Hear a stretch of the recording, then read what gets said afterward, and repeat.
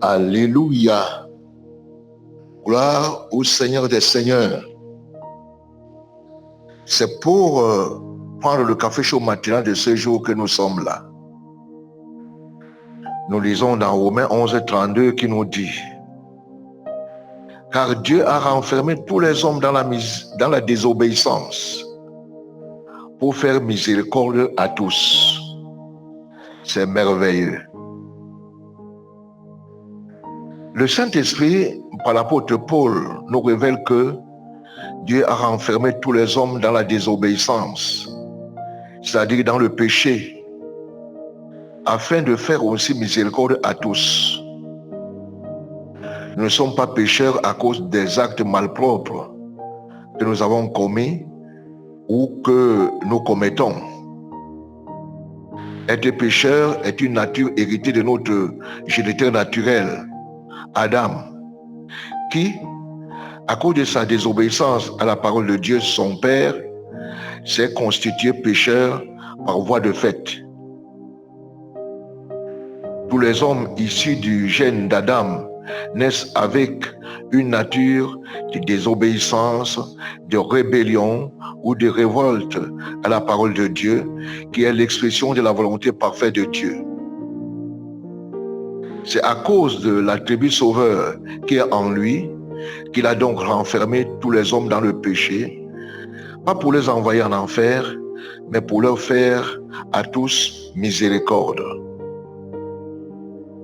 Sauver est une nature ou une fonction en Dieu seul. Voilà pourquoi Dieu s'est exprimé totalement et parfaitement en Jésus-Christ. C'est en Jésus qu'il a manifesté tous ses attributs, comme Créateur, Seigneur, Sauveur, Rédempteur, Docteur, Prophète, comme Père. C'est lui qui est l'auteur de tout et qui a engendré tous par le germe de sa parole. Comme Fils, c'est lui qui est devenu humain comme tous ses frères. Et comme Saint-Esprit, c'est lui qui vit lui-même sous forme d'esprit dans le cœur de ses frères, racheté par son sang. En Jésus toujours, Dieu a manifesté son attribut de conseiller, de juge et d'avocat. Dieu a permis à dessein que tous les hommes soient des pécheurs, afin d'être aussi le sauveur de tous. L'équation est simple. Vous ne pourrez jamais vous sauver vous-même, parce que vous ne vous êtes pas fait pécheur vous-même. Celui qui vous a fait naître pécheur est le même qui vous fait miséricorde pour vous sauver. Il ne vous blâme pas d'être né pécheur, mais vous êtes responsable de votre perdition éternelle si vous mourrez pécheur, rien parce que vous avez refusé la miséricorde de Dieu.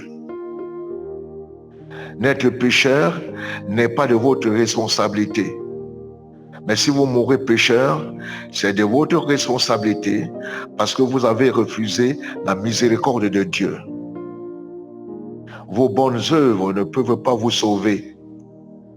Votre bonne moralité ne peut pas vous sauver. Vos prières ne peuvent pas vous sauver. Acceptez la miséricorde de Dieu pour sauver votre âme. Vous ne pouvez pas vous sauver vous-même.